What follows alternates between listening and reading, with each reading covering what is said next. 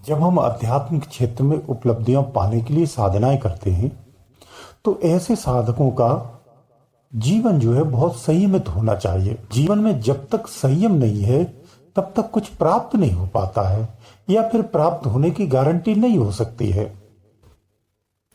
इसलिए खासकर जो साधक होते हैं उनका जीवन बहुत ही संयमित होना चाहिए। हमारी अज्ञानता के कारण बहुत सारे ऐसे अपराध होते हैं, बहुत सारी ऐसी गलतियां होती हैं जो हम नित्य करते रहते हैं और हमें पता भी नहीं होता है।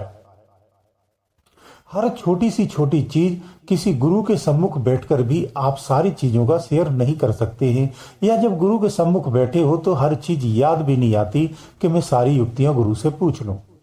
इसलिए ऐसी छोटी छोटी चीजें जो होती हैं वो छूट जाती हैं, लेकिन हमारे जीवन में इन चीजों का बहुत बड़ा महत्व होता है। छोटी छोटी गलतियों से हमारे आध्यात्मिक क्षेत्र में जो उपलब्धियां होती उनमें आड़े आती हैं, रोड़ा बनती हैं।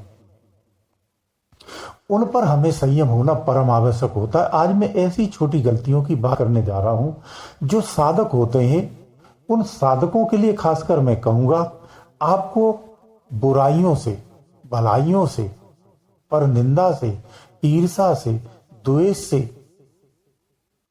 कपट से, छल से, झूठ से, चोरी से, लालच से बचना चाहिए। ये ऐसे विषय हैं, ये ऐसी चीजें हैं जो आपके अध्यात्म उन्नति को रोकती हैं, बाधित होती हैं। आप भजन तो करते हैं, आप सामाजिक रूप से भी धार्मिक प्रवचन भी देते हैं, आप रोज लगन से भजन करते हैं, परंतु आप चोरी कर लेते हैं। आपके मन अंदर से लालच नहीं जाता है, आपके अंदर से कपट नहीं जाता है, तो ऐसा भजन आपका व्यर्थ है, किसी काम का नहीं है। आप इधर तो भजन भी करते, उधर आप संसार से भी लालसा रखते हो, लोभ रखते हो, आसक्ति रखते हो, उस कारण आप झूठ भी बोलते हो। तो ऐसा भजन व्यर्थ है, किसी काम का नहीं है। इससे अच्छा तो आप संसारी ही बनकर रहो, तब तो ठीक है। जब आप साधक हैं, आप साधनाएं करते हैं, जब अध्यात्म क्षेत्र में आप प्रवेश हो चुके हैं और आपके अंदर में ये लालसा पैदा हो चुकी है कि मुझे अध्यात्म उन्नति करना ही करना है, तो फिर इन चीजों से छुटकारा क्यों नहीं? फिर आप इन्हें क्यों नहीं छोड़ पा रहे? इसका मतलब यह है कि आपका मन अभी भी धर्म क्षेत्र में पक्का नहीं हुआ है, अध्यात्म क्षेत्र में पक्का नहीं हुआ है। आप अभी भी दुविधा में हैं। इसी कारण से हम बहुत सारी गलतियां करते हैं। उन गलतियों पर मैं अब प्रकाश डालता हूं। देखिए, ऐसा है, हम नित्य भजन करते हैं, लेकिन भजन के उपरांत का जो हमारा समय होता है वो अधिक समय होता है। उस अवस्था में हम ऐसे लोगों की संगत में बैठते, ऐसे लोगों के साथ बैठते हैं जो पर निंदा के भागी होते हैं।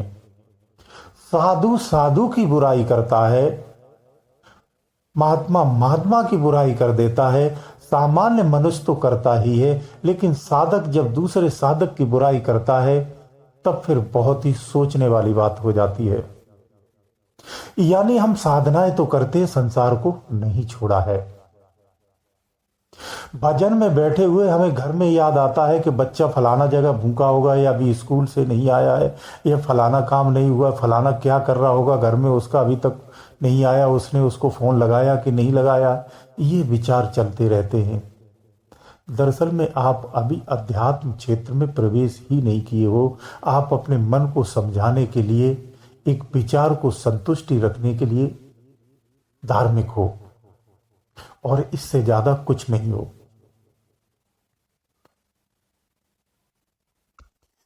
एक अध्यात्म साधक को पर निंदा से बचना चाहिए। पर निंदा से बड़ा कोई पाप नहीं होता है, झूठ से बड़ा पाप पर निंदा ही होता है। पर निंदा किसी की हत्या के बराबर का पाप होता है, इससे बचना चाहिए। अब पाप की बात आ गई तो मैं दो तरह से आपको बता दूं। दोष दो तरह से होते, एक जड़ में होता है और एक सूक्ष्म में होता है, यानी एक स्थूल और एक सूक्ष्म। तो तीन तरह से आपके अपराध होते, मन से, वचन से और कर्म से, ये शास्त्रों के अनुसार कहा गया है। लेकिन देखा जाए तो स्थूल और सूक्ष्म दो रूपों में इस तरह से अपराध होते हैं, इन पे हमें ध्यान देना चाहिए। तो स्थूल में जो हमारे अपराध होते हैं, उन अपराधों को तो हम समझ लेते हैं, पहचान लेते हैं और जान भी लेते हैं हमसे क्या अपराध हुआ, यानी स्थूल का अपराध बोध हमें होता है, परंतु सूक्ष्म का हमें अपराध बोध नहीं होता है और हम नित क्षण उसे करते रहते हैं।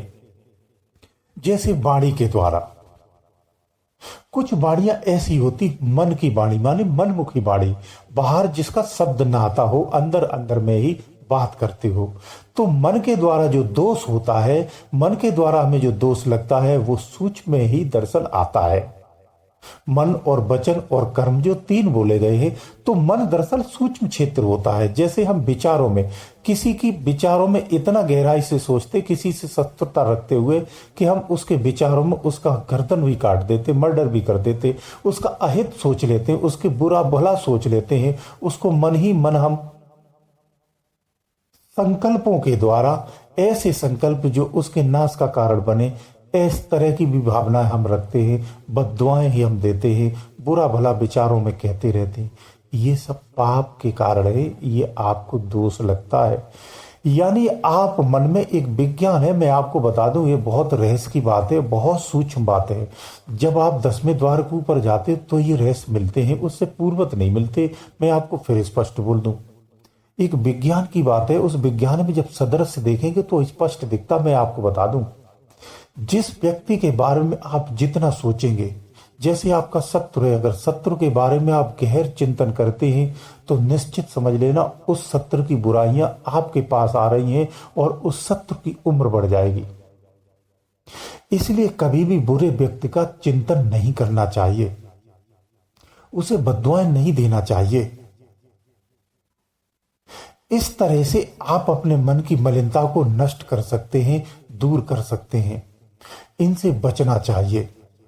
हम साधनाएं तो करते, हम भजन तो करते हैं, लेकिन हमारे मन में किसी के प्रति नफरत है तो उसके प्रति बुरे बुरे विचार आते रहते हैं, उन विचारों में हम चलते रहते हैं और इधर भजन भी करते रहते हैं। तो दरअसल में आपका वो भजन नहीं हो रहा, जो दुर्विचार आपने पैदा किए हैं वहां आप अपने दंड की व्यवस्था कर रहे हो, आप अपने मार्ग से विचलित हो रहे हो। निश्चित मानिए, एक सामान्य व्यक्ति की अपेक्षा साधक को दंड का भागी बनना ही पड़ता है, क्योंकि वो सत्य के मार्ग पर चल पड़ा है। आप साधक होकर भी अगर संसार से मोह रखते हैं, संसार से आसक्ति रखते हैं, संसार के प्रति अगर आपका लालच है, तो निश्चित रूप से कहीं न कहीं अपने स्वार्थ के लिए आप झूठ बोलेंगे। अपनी स्वार्थ सिद्धि के लिए आप झूठ ही नहीं बोलेंगे, तमोगुण का भी उपयोग कर सकते हैं, छल का भी उपयोग कर सकते हैं। ऐसी साधक के लिए साधना व्यर्थ है, ऐसे साधकों का भजन भी व्यर्थ है। तो जब तक संसार के प्रति आसक्ति, संसार के प्रति लालच, संसार के प्रति जो आपने मोह लगा रखा है, इसका त्याग नहीं करेंगे तो आप झूठ से भी परहेज नहीं कर सकते हैं। इन सब चीजों से बचना चाहिए। इन सब में पर निंदा बहुत बुरी चीज है, पर निंदा कभी नहीं करना चाहिए। मैं पुनः इस चीज को बोलता हूं, पर निंदा से बचना चाहिए। अगर आप पर निंदा में लिप्त हैं तो निश्चित मानिए आपका अध्यात्म क्षेत्र में कुछ होने वाला नहीं है, आप कितना भी जोर लगा लो। अगर आप वास्तव में साधक हैं तो आपकी लालच, आपकी आवश्यकता वस्त्रों और भोजन तक ही होना चाहिए। इसके अलावा संसार के किसी भी विषय या पदार्थ के प्रति आपका कोई भी मोह या आकर्षण नहीं होना चाहिए। अगर आप सच्चे साधक हैं तो आपको भोजन में भी कोई भी स्वाद नहीं देखना चाहिए, अवस्थाओं की स्थितियों को भी नहीं देखना चाहिए, ना ही उनके अधीन होना चाहिए। आपको अपने आप में ही स्थिर होना चाहिए। आपका चित्त, आपका मन, आपका वचन 24 घंटे अंदर में स्थापित होना चाहिए। जो स्वयं को अंदर में स्थापित कर लेता है और इसी में स्थित हो जाता है, दरअसल में वही नर से नारायण हो जाता है, वही निज स्वरूप को भी जान जाता है, वो बाहर के समस्त रहस्यों को भी जान जाता है। वो स्वयं को इस तरह से जान जाता है कि समस्त विश्व उसी में है, इस भाव को भी जान जाता है। इसलिए हमारी स्थिति केवल, अगर वास्तव में आप साधक हो तो हमें अपने ही अंदर में अपने से बात करना चाहिए और स्वयं से बात करते हुए अपने उत्तरों को खोजना चाहिए। आप निश्चित मानो, ये विज्ञान है, यथार्थ सत्य बोलता हूं, आपके अंदर से ही आपके प्रश्न का जवाब मिलेगा। कभी सच्चे मन से खुद को ही प्रश्न करके देख लेना, क्योंकि अंदर में जो बैठा है वो त्रिलोकी है, तीनों लोकों को जानता है, भूत भविष्य वर्तमान तीनों स्थितियों को जानता है। उससे अगर आप कुछ भी पूछेंगे तो सटीक और सही जवाब मिलेगा। जो अंतर में अपनी स्थिति रखता है, जो पड़ोसी क्या करता है, दोस्त क्या करता है, कहाँ क्या हो रहा है, इनसे अपने आप को बचा करके निज में अपनी स्थिति रखता है, दरअसल वही इस संसार में सुखी व्यक्ति होता है। न धन, न दौलत, न शोहरत, न रिश्ते, न दो नाते, ये कोई आपके काम नहीं आना, ये कोई सुख नहीं दे सकता। संसार का कुछ भी चीज आपको सुख नहीं दे सकती है। आपकी स्थिति अगर निज में है तो आनंदमय ही रहेंगे, क्योंकि आपका निज जो अवस्था है वो आनंदमय ही अवस्था होती है। तो हमें अपनी स्थिति हमेशा निज में रखनी है, निज में ही स्थापित रहना चाहिए। इस प्रकार से आप संसार के समस्त बुराइयों से बच सकते हैं, समस्त पापों से बच सकते हैं, समस्त दंडों से बच सकते हैं, समस्त प्रकार के भ्रमों और व्याधियों से बच सकते हैं। जो निज में स्थित नहीं होता है, दरअसल में वही भटका हुआ व्यक्ति कहलाता है, भटका हुआ साधक कहलाता है। अगर हम अध्यात्म क्षेत्र की उपलब्धियों को पाना चाहते हैं, अगर हम अपनी निज की खोज में निकले हुए हैं, तो हमारा 24 घंटे ध्यान निज में ही होना चाहिए। हमें संसार की कोई भी विषय या वस्तु या कोई भी चीज याद नहीं आनी चाहिए।